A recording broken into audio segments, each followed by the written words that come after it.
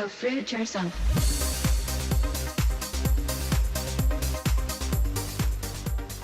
Uproar over the winner of The Biggest Loser, who some are saying lost too much weight. Rachel Frederickson shocked fans when she revealed a body that went from 260 pounds all the way down to just 105 pounds.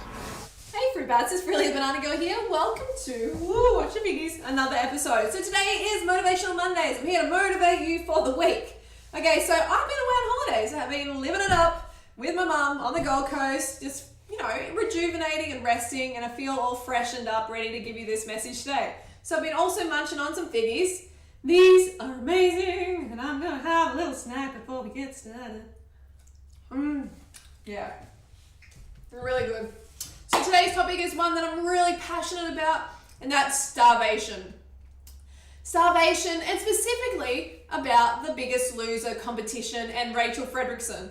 Okay, some of you may not know who Rachel Frederickson is. If you don't, well, Rachel is a girl who lost 60% of her body weight on the latest Biggest Loser. She came home, just spitting out fig, to win the $250,000. Huge amount of money and a huge amount of weight. She lost 155 pounds off her frame. So that was what I used to weigh. She lost that off her frame in a very, very short period of time. So a lot of people are like, they give it a crap. They're like, you're too skinny, that was too quick, blah, blah, blah, blah, blah. And other people have been like, make a video about it, tell me what you think really. Do you think she's too skinny? Well, do I think she's too skinny? No, I don't think she's too skinny. But did she get there the healthy way? That is what the issue is here. It's not about her weight, it's about, did she get lean the healthy way? Did she get there through fitness, through eating properly, through lifestyle changes, through long-term effort? No, she didn't. She employed unhealthy methods to get there. Firstly, I would say I am happy when people, feel good about themselves. And she obviously, feels good about the weight she's lost. She's come from a huge size and she's really reduced and, she's feeling good about herself. But the problem is, it is not long-term. It is not sustainable. So that feel-good feeling is short-lived. In 2006, season 3 of The Biggest Loser, I won the show. When the show ended, I got down to 193 pounds. I started off at 407, so that was a weight loss of 214 pounds. After about a year and a half, I started to put the weight on, and within another year and a half, I got back to 368 pounds. When you've got those results through under eating, I'm talking 1,000 to 1,600 calories per day. Okay, for someone who's obese, that is terrible. When you're obese, you need a constant supply of glucose to the brain in order to burn fat efficiently. And with 1,600 calories or even 1,200 calories, that is nowhere near enough. So people start to go into ketosis, they start to lose water weight, their body dehydrates. So they see this weight loss on the scales and they're like, yippee, woo, I've lost weight, this is awesome, it's working. But it's not working because you are dehydrating your body. Ryan Benson, winner of the hit NBC reality show The Biggest Loser's first season, has regained nearly all the weight he lost on the show. So before that final weigh-in that's going to decide the winner, and for her, $250,000 on the line, what did you do to get ready? I did some crazy stuff, and my wife did not like it at all. The last 10 days, I went on what's called the Master Cleanse, where I just drank lemon juice and cayenne pepper and a little bit of maple syrup. Wow. And then the last 24 hours before the final weigh-in, I put nothing in my body at all, and I sat in a sauna and I ran on a treadmill in a rubber suit and did whatever I could. It was very unhealthy what I did. There's no question about it. Yeah, so you want to do whatever you can to secure victory here. With that kind of money and that title on the line, you're going to take it to the nth degree, right? Yeah, that's exactly how I felt. So what happened after you win? Do you exhale and a little bit of that weight comes back? Oh yeah, I think my finale was on a Thursday, and by that Monday I had gained about 30 pounds. In a matter of days. Weight, and it just came right back. But what these shows depend on is water loss on the scales. Obese people have tons of water weight to lose off their body because there's suspended so much toxins in the body that the body has to hold on to a lot of water to dilute those toxins. Okay, so when we drop the carbohydrates out of the diet, then we drop water out of the diet, which is unhealthy. We actually need that water to dilute those toxins. It needs to happen gradually. They're also taking things like laxatives and diuretics.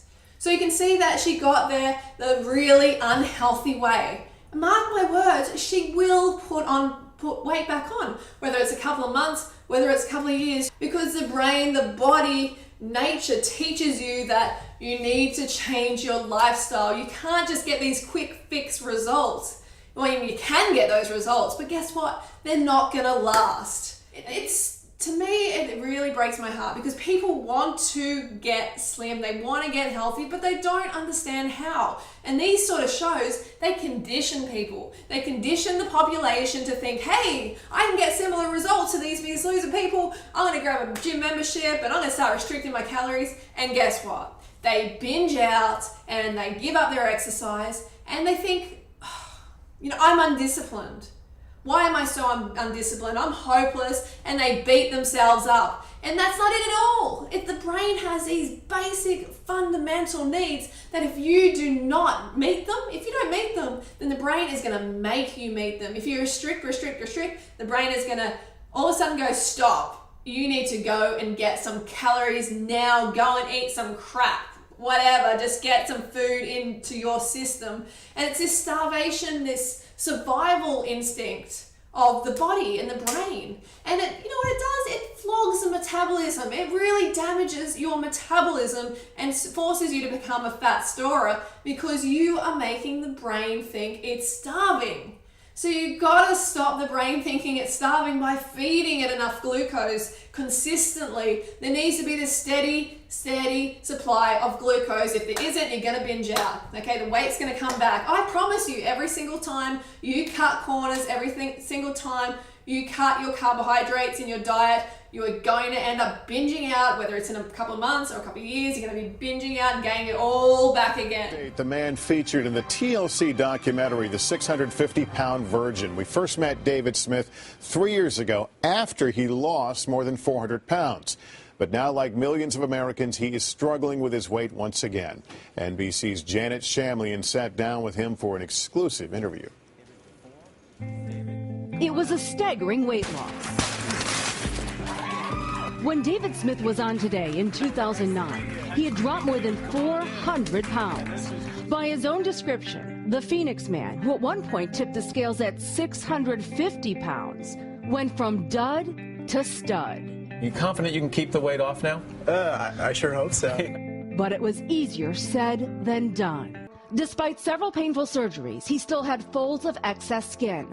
This is David today. He has regained over 300 of the pounds he worked so very hard to lose. David, we last saw you 3 years ago. You'd lost more than 400 pounds. You seem to be doing great. Were you? I wasn't doing too well.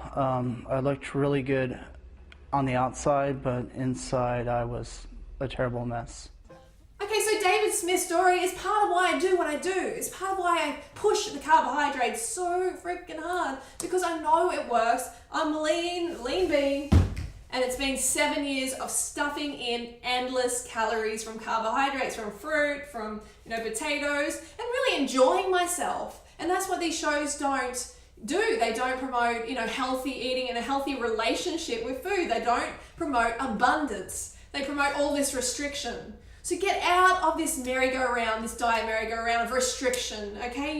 You owe it to yourself. It's gonna take time. I promise it will take time, okay? But if you don't have what it takes to stay on board, then you're going to be stuck in that circle that the diet industry wants you to be stuck in, going around and around, chasing your tail for the rest of your life. Get off that merry-go-round. Get off the merry-go-round and come to the abundant lifestyle, the high-carb lifestyle. It works. That's all I can basically say is it works, and you gotta give it long enough. All right, so that is my message today. Hope it helped. Don't forget to go fruit, or root yourself, and I will see you for What I Eat Wednesdays. Hey everyone, and I'm Trisha, the resident YouTube fat girl. Yes. A controversial new diet regime is out, folks. Really cut back on your carbs, you will lose fat.